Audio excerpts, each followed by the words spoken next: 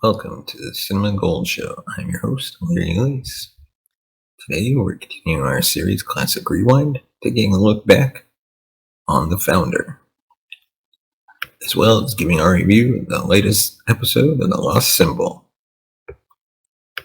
First, we'd like to thank our sponsor, Poddex, for sponsoring this episode. You can check them out today at poddex.com and use the promo code Larry21 for 10% off your first purchase. And also, we'd like to highlight our newest sponsor, Audible. Visit audibletrial.com/Larry21 for a free 30-day trial.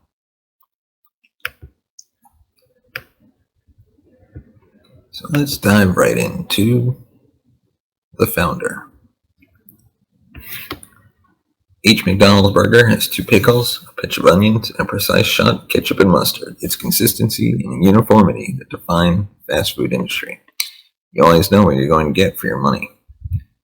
Taking a similar ethos and methodology as its driving force, The Founder runs with a conventional plot, adding to its consistency a smattering more flavor than you might expect. Ray Kroc, played by Michael Keaton, is a bored-with-life traveling salesman, flogging milkshake makers to equally uninspired businessmen. Think 1954, when he receives an order for 6 of them. That's 30 milkshakes at a time from 2 brothers, Maurice and Richard McDonald, played by Nick Offerman and John Carroll Lynch. Directed by John Lee Hancock, The Founder charts the expansion of Mac and Dick's little-known takeaway McDonald's hamburgers in San Bernardino, California, into the slightly better-known supersized fast food giant which inhabits every other street in the world today. The film opens with Kroc willing away his days glumly trudging diner to diner, finding only slow and poor service. All the while, this dynamic duo have done the catering what Ford did to cars and are providing beaming cues of all ages with food, fast, and a smile. Unfortunately for Mac and Dick, Kroc is about to do for the McDonald's what Mark Antony did to Caesar. Initially, this simply means franchise, the original values held in check by a well-written contract from the brothers. However, Kroc's ambitions are imperial and sit markedly in contrast to Mac and Dick's American ideals. McDonald's means family, being their frequent idiom, a sad contrast to family implying profit potential.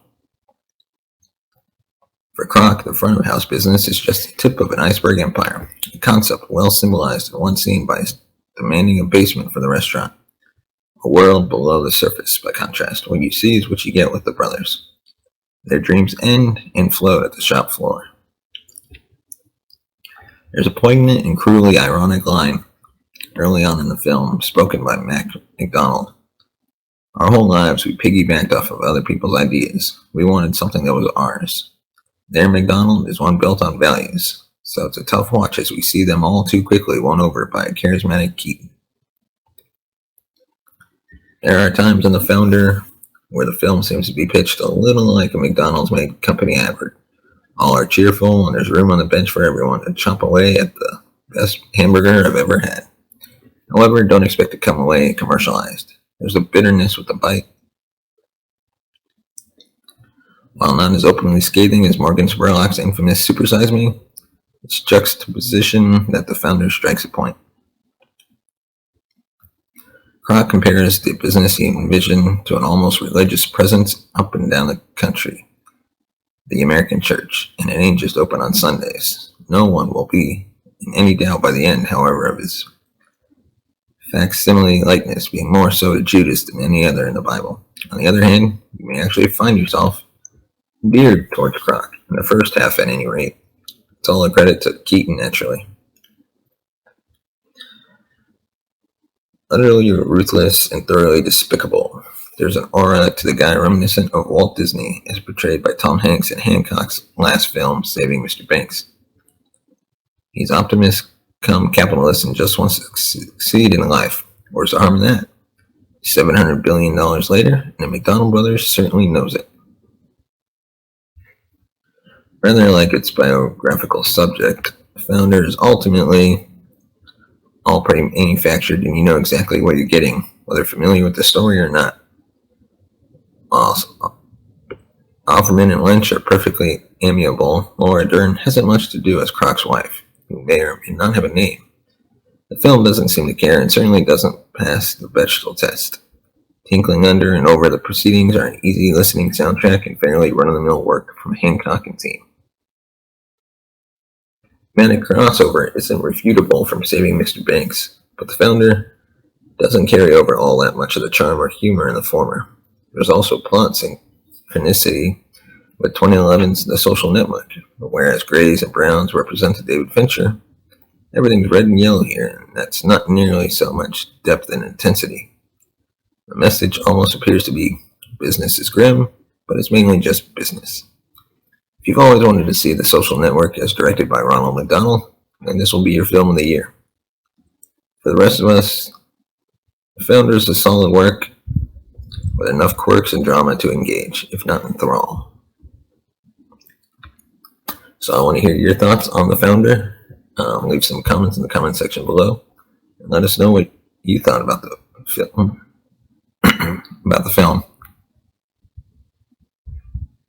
And now let's go on to The Lost Symbol Episode 2 review. The Lost Symbol remains generic but displays a glimmer of strong character beats. The Lost Symbol persists, maintaining its major criticism from the premiere about the show amounting to not much than a generic thriller. It carries little personality or spark of its own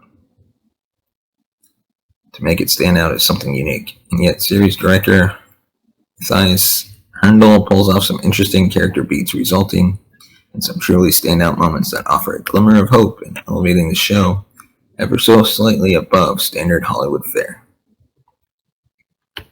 Most of the storyline still involves Langdon and Catherine getting from point A to point B as they are tailed by the CIA. And Satu continues her investigation, running one step behind the duo. The central thread in the sophomore episode is about obtaining Peter Salmon's ring that contains the cipher to decrypting the message encoded in the pyramid, which could potentially reveal the location of the ancient portal. Malak takes a bit of a backseat this episode, and while he makes his presence felt, I'm hopeful we'll get to learn more of him as the show comes closer to adapting the book's closing chapters. The strongest bit comes when Catherine and Langdon reminisce about their time together while waiting in a car as Nunez goes to fetch the ring from the evidence locker. Catherine struggles with her own bout of guilt and regret over her brother Zachary's death, as their father left Zachary to rot in Turkey's prison as a means of teaching him a lesson about life. Valerie Curry gives a strong performance when Zachary taunts her that she did him a huge favor by disagreeing with her father's choice and not doing anything else about it or acting on it. She bears the weight of being unable to rebel against her father strongly enough to convince him to let Zachary go. This harkens back to an earlier flashback where we see the said conversation happen, and although it goes by quickly, Langdon's reaction helps further deepen his character as a stoic, cold, insensitive guy who's more concerned with his history and symbolism than discussing family matters. It almost alienates him in Catherine's eyes, but it's commendable for how the scene fleshes out Langdon's personality. He appears aloof, socially distant in a way, and as Nunez points out, rather humorously enjoys indulging in explanations about historical mumbo-jumbo, very much a lift-off from the books. Langdon doesn't get much room for growth, but we do see a couple of new flashes as his claustrophobia kicks in. It's likely the show will delve deeper into his past that led to this condition, hopefully without risking trite exposition. It would certainly add a bit more dimension to the show's Langdon, seeing as we're unlikely to learn much otherwise about his early life. The show also displays remarkable improvement in involving viewers into the puzzle solving. Using pi to decrypt Hebrew was an engaging bit, even if it was over a bit too quickly. We also learn what Peter Salmon has been up to during this time. He's been trying to escape through his attempt, as it turns out, is a red herring. In the episode's final moments, we understand the significance of the episode's title as we learn Solomon is some sort of suspended state, and his escape attempt was all an elaborate lie running in his head while he lies suspended. It does explain why Malak isn't too bothered about Solomon running away. Solomon's apathy towards Zachary is also laid out, although one could argue, as Langdon reasoned, that he was a firm believer in facing the consequences of one's actions, even if he took this a bit too far with his son. The Lost Symbol continues to maintain its high production values. Again, nothing stands out as extraordinary, but the cinematography is competent and the plot flows neatly. Thanks to some sharp editing, the score heard during Catherine's flashback is poignant and the first musical flourishes I've seen in this show.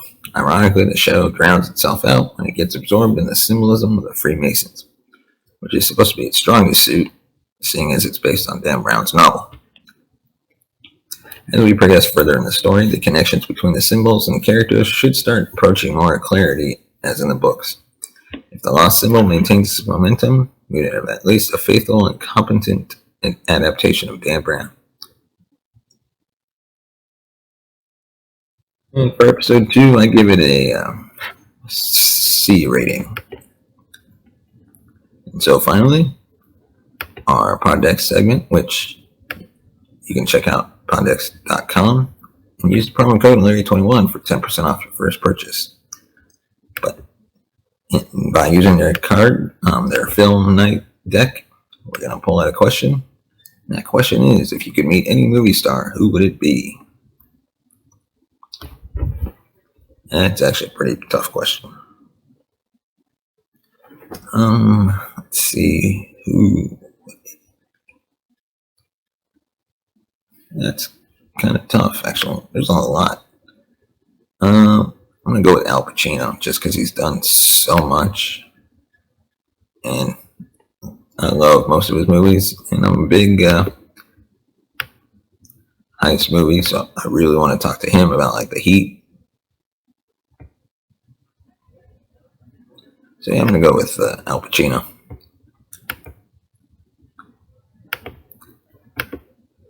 And as always, if you want to support the show, you can join our Patreon at patreon.com/cinemagold, or you can buy us a coffee, buymeacoffee.com/cinemagold.